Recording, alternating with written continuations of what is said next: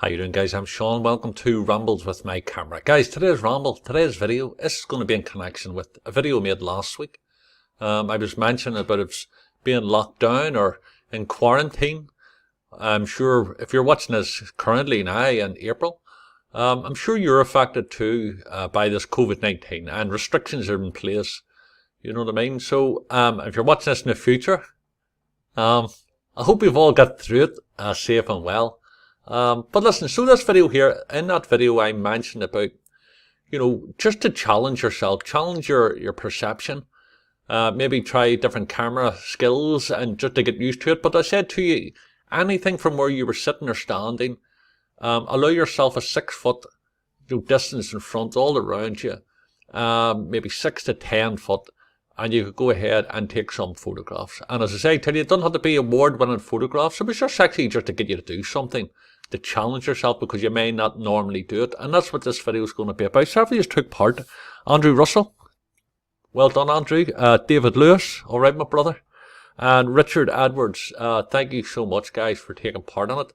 I'm going to be talking about another wee challenge after this here. So basically, we'll start off with, this is Richard's photograph here. This is, I tell you what, guys, if this camera could tell stories, could you imagine the images that it was captured in that? An old Agfa 120 film. There is something so class about that, isn't there? And like, we're all sitting worried about camera gear nowadays. Well, I don't really worry about it, but a lot of people worry about camera gear. Oh, I need this lens. Oh, I need to be this, and we need to do that. And guys, in reality, we have it so easy. But there's one thing that we all have in common, doesn't matter what era it is.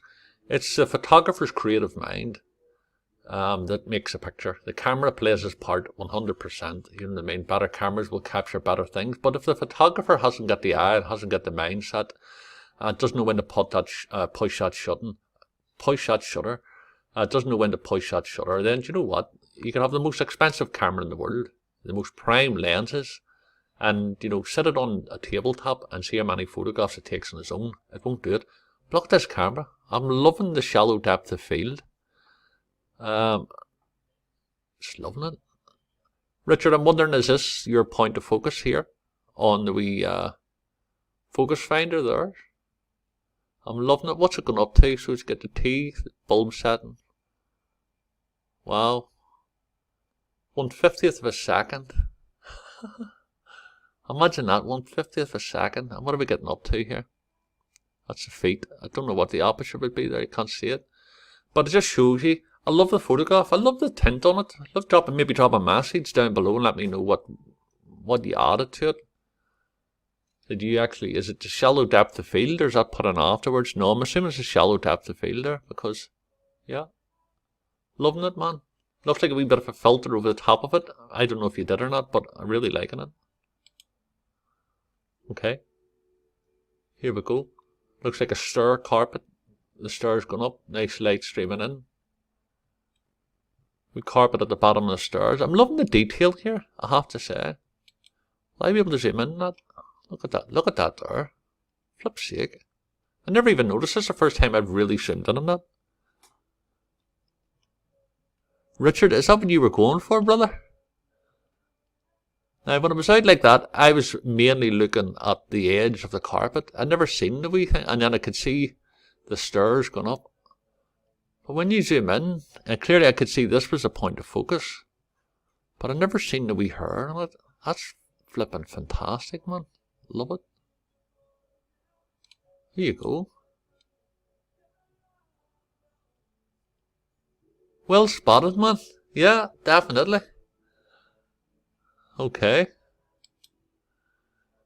Ah, fantastic. We've got Andrew Russell. They say you could tell the man's mind by his book collection, or her book collection, of course. Or their book collection. Don McCullen in England. There was a great documentary on about that. And Don, let me talk on him as if I know him, like Mr. McCullen was standing, he was at the beach.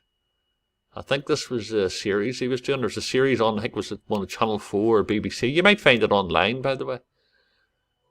But as he was at a beach, somebody from the past walked over and says, "You, Mr. McCullen, you photographed me 30 years ago or whatever, 40 years ago. I have to say it, I'm not linking it because of Don McCullen, but I get that all the time because I've did a lot of photographs here in Belfast from 1986 onwards. And I think I'm Peter Pan, I'm not going to get old.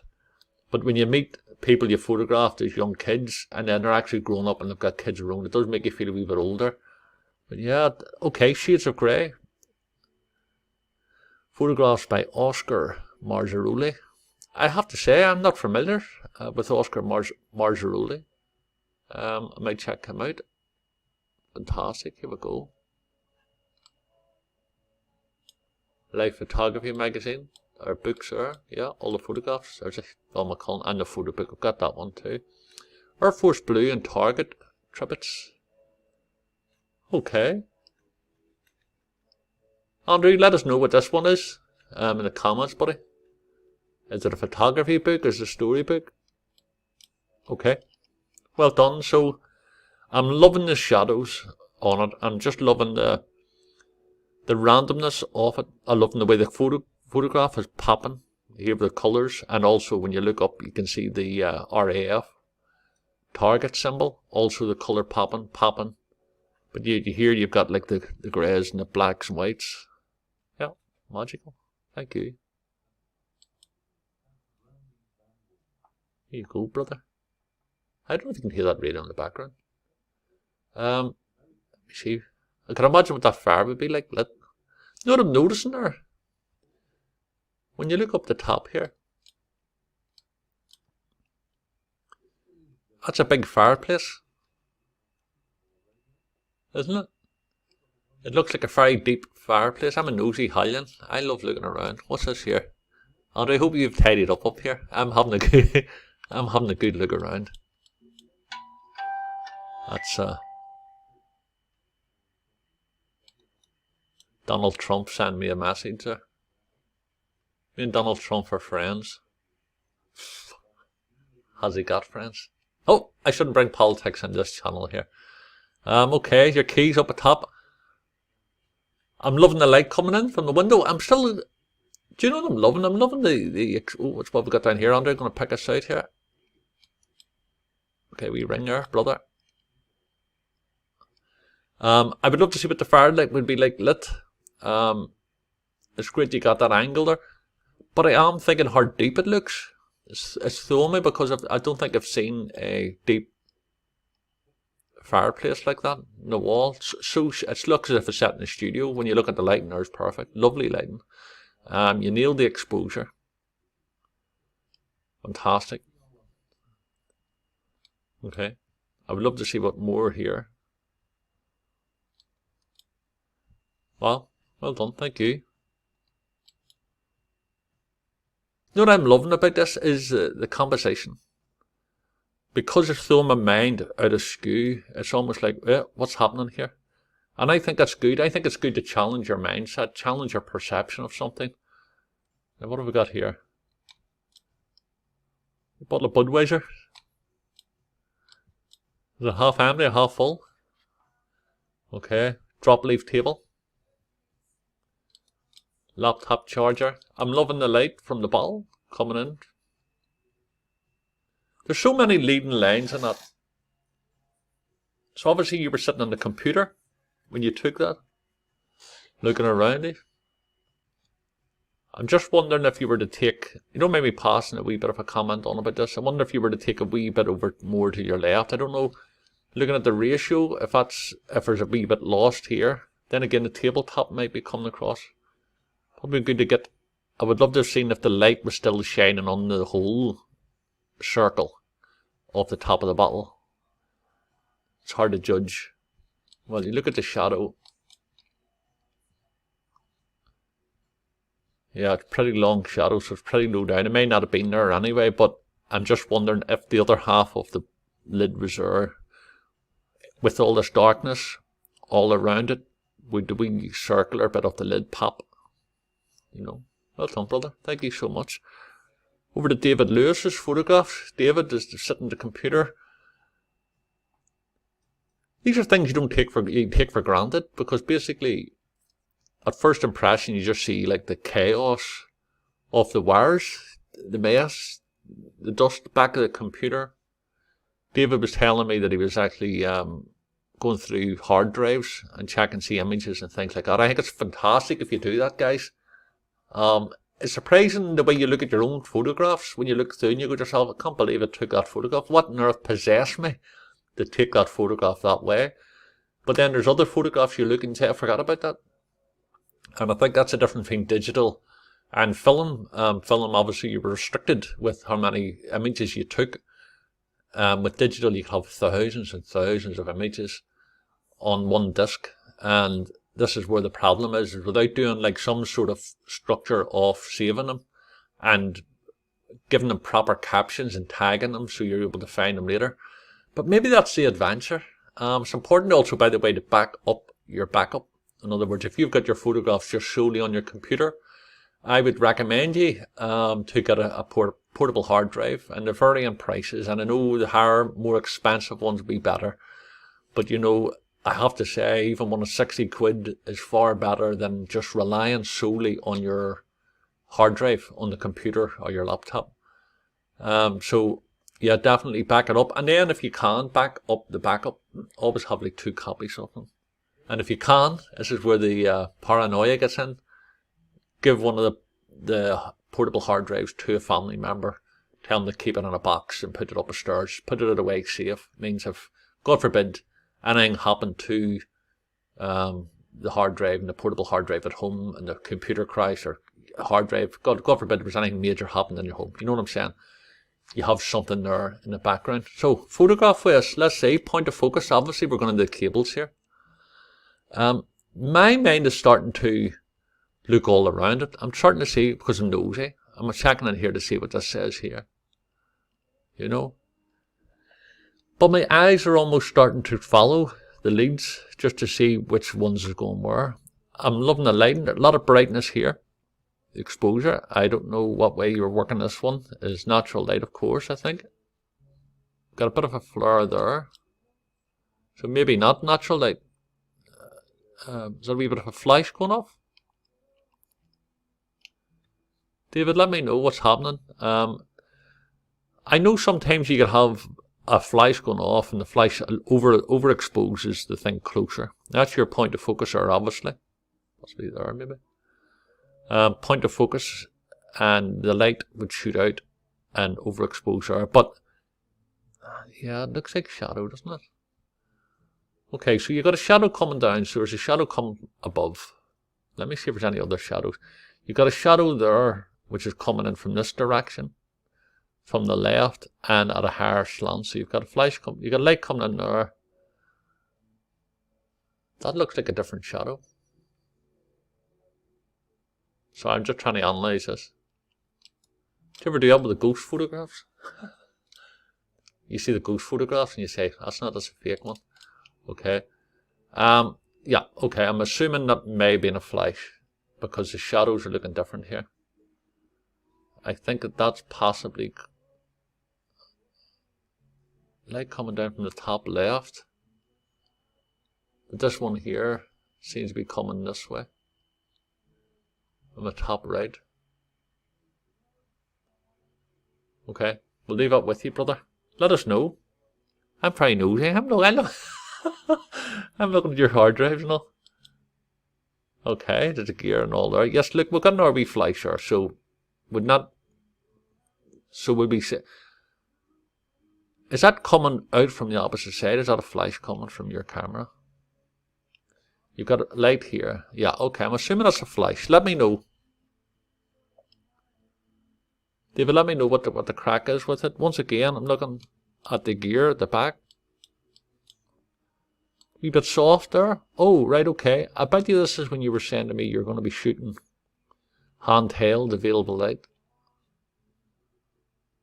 Okay, I'm still wondering about this here. It looks like there's a flash coming, either coming through it or coming from it. Anyway, we'll leave it at that.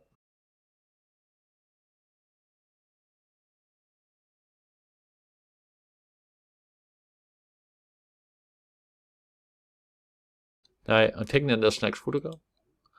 Now, David has sent me a message and he said as a result of the challenge, he's now starting to practice available light.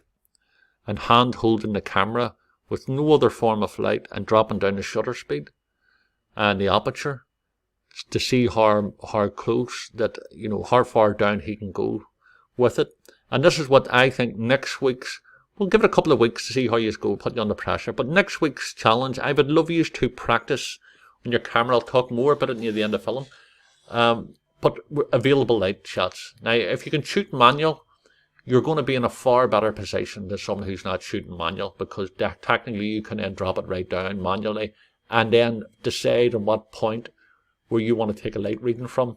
When you're shooting in the auto modes, etc., it sort of tells you what way to go about it. So manual photography, especially with available light, is the best. There's no question in my mind with it. But non-manual photography, available light, is still very, very easy to do. But you need to know your camera settings. So start that. So maybe that's your challenge. Brute.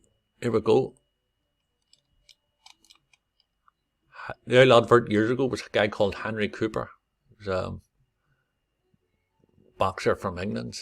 And he used to go, "Hey Henry, Brute, splash it on all over." So haven't seen that in a while. Here we go.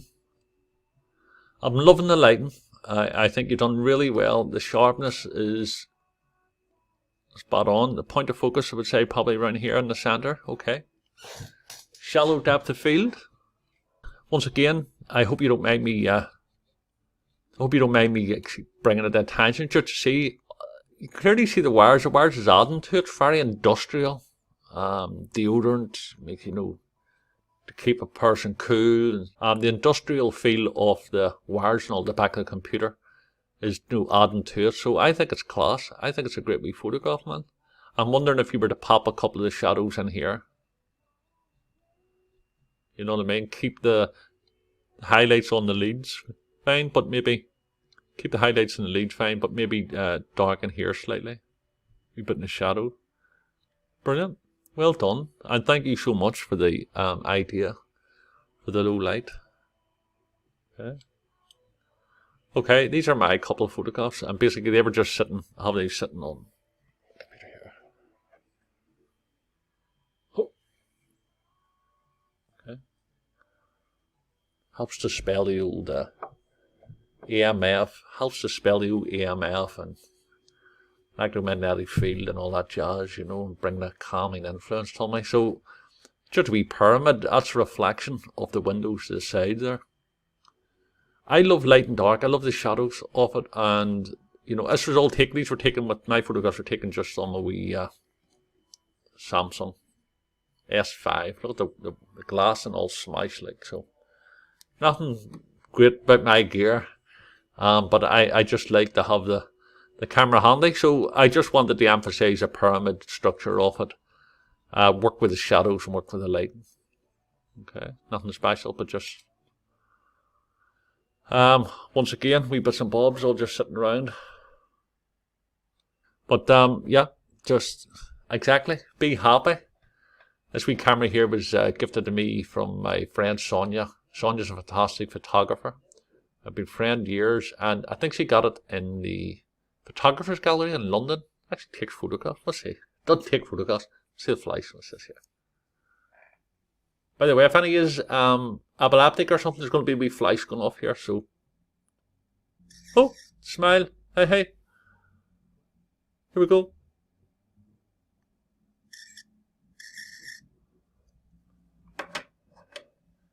I think it's class. But there you go. Off the table here. Once again, trying to emphasize on the shadows, taken with the my phone. It's not sharp, really. You can see it's not great quality of a phone. But to me, I just wanted to emphasize the shadows, the lines, the different tonal ranges on it. This here bugging me a wee bit. See this bit in here? I think if I was doing a print again, I would darken that section. Do you know? But it's only a bit of, just to see a texture of it. So, that's it. So guys, listen. Thank you all so much for taking part, and thanks again for all their love and support in this channel and the comments. And look, guys, I would love you to take part. But, you know, you don't have to take part in it. It's only a bit of crack, but I just really appreciate you taking time out to watch these films. And I really do appreciate all the wee comments, love and support, and ideas about the channel. You know, we're all on this journey together. It doesn't matter how long we are taking photographs. The fact of the matter is that we're all students of photography. You know, and it doesn't matter if you're at it 20 years, I'm at 30, I don't know, 33 years. We're still a student of photography. And I think if you feel that you're not a student of photography and you don't have to learn nothing, I don't think it works that way. I think I'm looking forward to always learning. I learn from you guys. I go onto your Instagram, your Facebook pages, and I learn from you. And I go onto your YouTube channels. I learn from you. I learn from everywhere. And I get ideas. And I've certainly got ideas from you guys today. So listen, so the challenge for next week. We'll give it about 7 days, 10 days. But try to get the photographs in as soon as possible. It's going to be on available light and no flash. Okay, so it's just handheld, trying to get used to like a slow shutter speed, work with it and see what the crack is. If you're not familiar with your camera settings, read up on them, go online. It's very, very important. I would actually go through a manual of a camera before we start shooting photographs with it to get to know the settings on it. Then you could sit there and practice. So available light shots and anywhere you want. It doesn't matter if it's inside the house or outside the house. But obviously inside the house would probably be handier for you this day and age with the COVID-19. But yeah, check it out and send the photographs to info@rambleswithmycamera.com, high resolution. And if you had any social media places you wanted me to tag and let people know where you are, let me know. Okay, so Andrew, David, and Richard, thank you so much. I really appreciate you taking time out. And next challenge is, and it's down to thanks to David, it's going to be on available light. And, you know, anything at all. It could be still life, looking at shadows, slow shutter speed. And that's the thing about the digital. Where the old film days, you were committed to 400 ISO, but basically you could push it to 800, 1600, even 3200 if you really wanted to. But the fact was if you're already committed to taking photographs at 400 ISO, and then you wanted to change, say you went to a concert, and outside you were taking 400, inside you wanted to up 1600. Well, what we would have done years ago, we looked at the number and said 6 frames, and then wound on 3 or 4 frames. Then whacked up the ISO. And then when it came to developing, you sort of had to guesstimate where the film was. It was horrible because you had to then cut the film, develop one spool for 400 and the other spool for the 800 or 1600 or 3200, whatever you used it for. Now with digital, 400, 100, 3200, 1600, 800, and that's what it's all about. It's so easy now. But the difference is when you're taking a photograph, and I put a video up here, and it's actually going to show you where I've talked about low light photography, talk about the breathing aspect of it, so check that out. I think breathing is very, very important, about tripods, hand holding, making yourself into a tripod, all the tips, wee tips, 5 tips, I think it's that wee video up there. So guys, listen, send you love from Belfast, have a fantastic weekend, look after yourselves, look after each other, and remember that, you know, photography is about having fun. Okay, and wherever. See you in the next video. And be happy. See you later, guys.